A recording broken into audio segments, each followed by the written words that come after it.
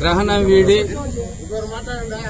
దాన్ని అమరావతి చట్టబద్ధం కల్పించిన మన ఎన్డీఏ కూటమి నాయకులకు, మన ఎమ్మెల్యే పేద ప్రజల ఆశాజ్యోతి నియోజకవర్గ అభివృద్ది దాత వేమిరెడ్డి ప్రశాంత్ రెడ్డి గారి సూచనతో ఈరోజు పొడుగుపాటి తెలుగుదేశం పార్టీ ఆధ్వర్యంలో అమరావతి గ్రహణం వీడి ప్రజా అమరావతి చట్టబద్ధం కల్పించిన సందర్భంగా ఈరోజు అందరూ కూడా పండగ వాతావరణం చేసుకుంటా ఉన్నారు.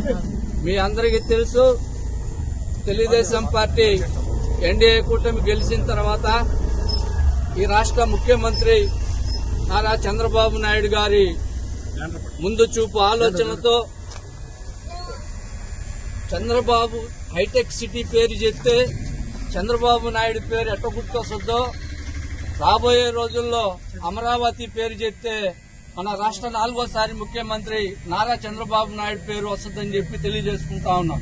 ఎందుకంటే అభివృద్ది జరగాలంటే ఒక నారా చంద్రబాబు నాయుడుతోనే సాధ్యం. ప్రజలకు గాని యువతకు గాని ఉద్యోగాలు రావాలంటే మన రాష్ట్ర ముఖ్యమంత్రి నారా చంద్రబాబు నాయుడు గారి పరిపాలనలోనే వస్తాయి.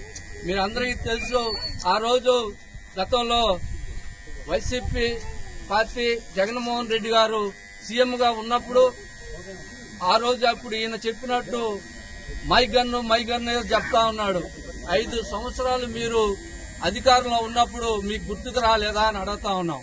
ఈ రోజు ఈ రాష్ట్ర నారా చంద్రబాబు నాయుడు అభివృద్ది జరుగుతా ఉంటే మీరు చూడలేక ఆ రోజు గతంలో 32,000 ఎకరాలు రైతులు ఇస్తే వాళ్ళందరూ కడుపు మంట వాళ్ళ గోష్ఠకి నువ్వు గురేవని చెప్పి తెలియజేస్తా ఉన్నావు.